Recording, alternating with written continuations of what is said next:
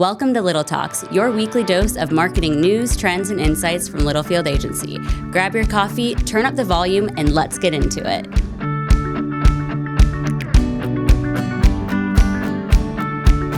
You know, it's always nice to see you dancing in my peripheral.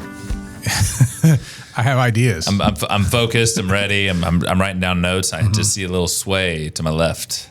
And that's my old boy, Roop. Hello. Hello. Welcome back to another edition of Little Talks with Littlefield Agency. I'm Sam Littlefield. With me is my swaying, my dancing, my moving. I'm Roop. He's Roop. Hey, before we start, can I tell everybody about my Amazon idea? Oh, God, yes. Okay. Listen. It's actually kind of interesting. Bezos, if you're watching. Prime Day's coming up. It's today, Is I it think. Bezos or Bezos? I don't know. Is it Jeff? I don't know. The guy in charge. Listen, Prime Day, I'm not all about it. I always am frustrated that it's shocking to me, by the way. Yeah, I'm always frustrated at showing me stuff I've already bought and that now it's on sale. My idea is for people like me, instead of just putting things on sale, you could say, hey, we know you bought this in the last, let's say 12 months, and it's on sale today. We're going to put that difference back into a credit on your account. And then they'll lose billions of dollars. I think they can afford it. Which is why you're not in charge of Prime Day. I always want to feel excited about Prime Day, but I can't get into it. That would get me into it. I love Prime. Do you like Prime Day, Claude? Yeah. Yeah, savings. I know I'm on the outs. I'm capitalizing on savings. It's a great thing. So happy Prime Day to those who celebrate, minus my co-host over here. Hey, we're coming off a big episode. Jay Schwedelson. We are so thankful that he took the time to do that. Yes. We hope you guys enjoyed that episode. It's entertaining. It's engaging, and it was a delight. You even said today it was truly one of our better episodes. Yeah, I think so. Especially from a virtual standpoint, you know, it is. It's always interesting having someone not sitting here, not having Trent or Mike or whoever sitting next to us, but to have Jay engaged. God, he's good, man. We did have that one little hiccup at the end. But you know what we got out of it? Some great singing content. Great content. Yeah. If you have not seen that, it is totally worth a look. Yeah. It is just, God, he's good, man. He's good. So Jay, thank you. If you're listening to this, thank you from the bottom of our Littlefield hearts. Yeah. Very appreciative. Last week was a big week for us. We had H.E. Williams in-house from Carthage, Missouri. We were pumped to have him here at the agency. What was supposed to be a 3-hour meeting turned into a 5-hour meeting. Really good conversation. Very, very well, just overall engaged. We had Mike at the agency. We went up to Grasshopper in Mound Ridge, Kansas. We are just cruising and grooving. And this weekend, USA 250, it is big time. You know, I feel like in honor of Chelsea Clement. Oh, this was her favorite holiday. This is her holiday, man. And maybe we bring back the salute that we have of her and with the American. Yeah. If you ever ask Chelsea, besides Gangsta's Paradise on her last episode, what her favorite song is, it is truly the national anthem. That was an actual answer on a questionnaire. Actual answer on a questionnaire. And everyone just, and by the way, your favorite animal, no kidding, by the way. You can guess it. Bald eagle. Mm-hmm. Not messing with you. Give her a call, ask her, but she loves a good bald eagle. She loves a good, what's the matter with you? I don't know. She likes the Pledge of Allegiance, the national anthem, and USA 250. This weekend, we will say it here at the end. Be safe with your family. Pop off some fireworks, have a beer, grill out, live the American dream here. But just be careful and have a wonderful holiday weekend. So we go off of Jay Schwedelson and we jump into today's topic, Claudia. Yeah. Something very different from Jay's podcast. Yeah, we're back into our B2B marketing world. B2B marketing world, and here's the thing, right? As experts in B2B marketing, especially those manufacturers that sell through dealer and distribution networks, Leslie brought this up, and she was like, "Hey, have we ever talked about your target audience of rental buyers?" Yeah, most B2B brands that we've interacted with generally have, you've got a consumer, commercial, rental. Yep.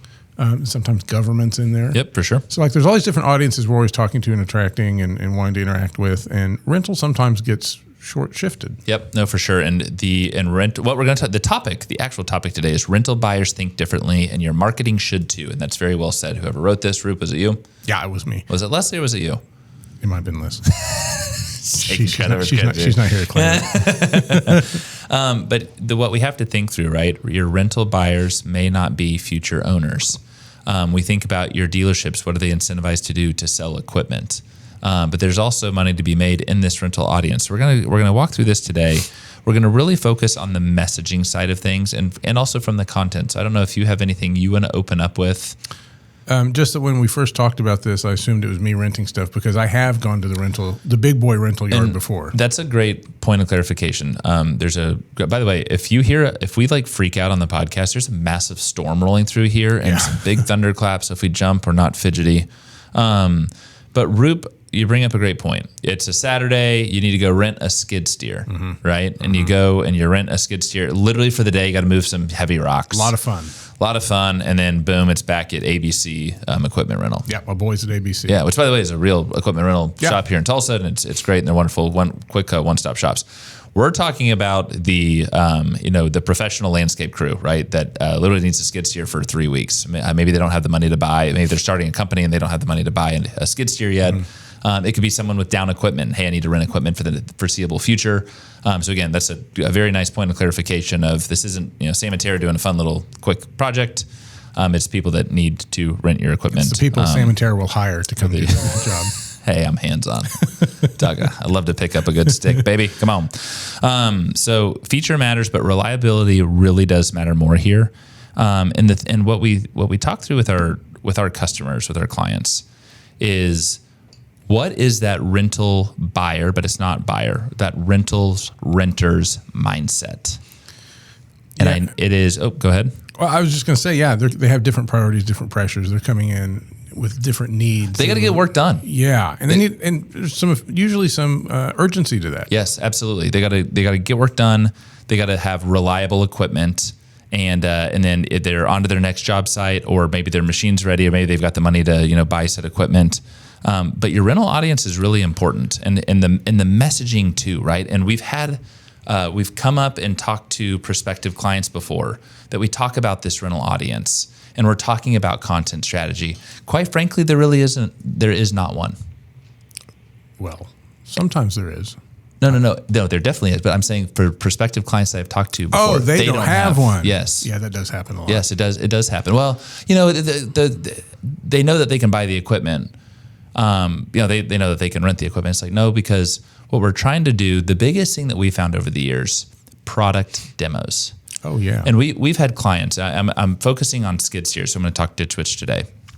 If you talk to the skid steer product manager at Ditch Witch, what he will tell you, if we can get their feet on the platform, they will buy a Ditch Witch skid steer or rent a Ditch Witch skid steer immediately. Yeah, it's awesome. It's flexible. It's maneuverable, but you got to get them into your dealership door. For those that don't have authorized dealers and sell an array of equipment, and that you go into a dealership and I've got 15 different options to purchase or rent equipment.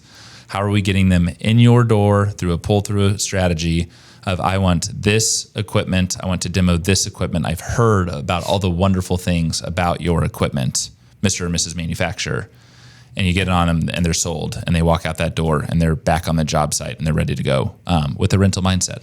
And even if the other guy in this or woman in this equation is the guy at the rental counter, the guy who owns the business. And if you've got someone coming in to get a piece of equipment because they've had one break, this is your opportunity. If brand X just broke on them, they're probably not coming in to rent that again. There probably might be in a moment of frustration. That's a good opportunity for a rental guy to say, "Oh, have you tried this brand? They don't have those problems. They don't. If the rental guy can understand your product or your equipment better, they're going to be able to better serve you and sell it and suggest it." Well, and I think too, let's talk about AI search, right? Let's think about paid media. And I'm looking, hey, a rental skid steer near me. Just understanding the messaging and this is rented equipment. It's not purchased equipment. Hey, a lot of people rent this Ditch Witch set of equipment, this what insert product name here. For them to come through to do their due diligence and then to walk into a dealership and say, hey, I've heard great things about this. Dealer affirms it. That's great. Okay, let me try it. Holy smokes. Yep. I was hooked with the emotional benefit of the product. And then I worked my way down through the sales cycles of the rent cycle is what I should say. Oh, yeah. But of those product features that really hit home with that renter is a huge thing. And just like I said, it comes into the content. The content is so important as we think through rental strategies for those that need it. Yeah, marketing messages are focused on like pride of ownership, which we talk about a lot for equipment. That is part of it if you're owning it. But when you're renting it, that kind of messaging is going to miss the mark because they're not owning it, right? That's not what they're about. They're about downtime is expensive. They're about this thing broke on me in my moment of need. They're focused on getting work done. So it's a very different message shift for that audience than probably what you're used to saying. Yeah, and I think about it too, right? If you're in that rental, you're in a place in your career where you really do need to rent, and then you fall in love with a piece of equipment, and at the appropriate time you're ready to buy, it's a 1-2 punch. Mm-hmm. It's a beautiful thing. Yeah. So what we say is companies that can understand the rental buyer behavior, you can build stronger dealer relationships, generate more leads, and create future owners. And again, creating future owners, that is the end goal. But when they're in a bind and when they're in a pinch, and you were there for them, you were rental ready. Yeah. We don't want it to be overlooked. We're not going to beat a dead horse on this topic today, but it is important to keep in mind just as you go forward. And by the way, talk to your product managers. They want to be part of these conversations. I think we had when H.E. Williams was in yesterday, they brought up a great thing. They said, hey, as we start to get into 2027 planning, we want to have a bunch of our salespeople in that meeting, and they're going to do basically like a series of sales pitches, just so our team, our creative team, our media team, et cetera, to hear those things. So as you as a brand marketer, as you're thinking about this for your team, it's probably timely here soon to start having our annual planning discussions here for the podcast. 2027 planning is coming. And for you to go to the C-suite and identify, certain target audiences. Of course, we're going after those buyers, but hey, there's a low-hanging fruit here. We've got an awesome opportunity with this rental audience. I think it's a win-win. Yeah. It's nice to see rental get some love. It is good. Yeah. It's a viable business strategy. So especially in the interim sometimes. So there you have it on our perspective, thoughts, overview on just your rental audience. And it's the thing, I think about a client that is still a client today, and they say, 33% of our annual revenue, which is a big number, is parts and service.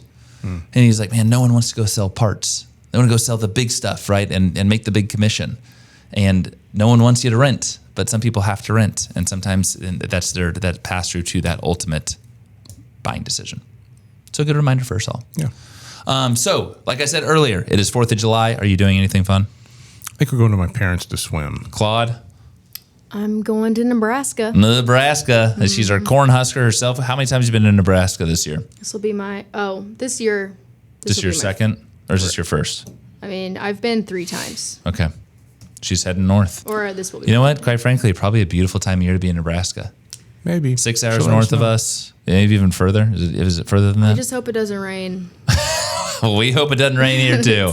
Because sunshine and 4th of July and a good barbecue and some good fireworks celebrating our 250th anniversary as a country is a cool thing. So, Claudia, you travel safe. Thank you. You be safe, my friend. I'll try my best. To our audience, be safe, have fun, love those families, love our country, and we'll be back to you next week with more topics, trends, and news from Littlefield Agency. Adios. See you then.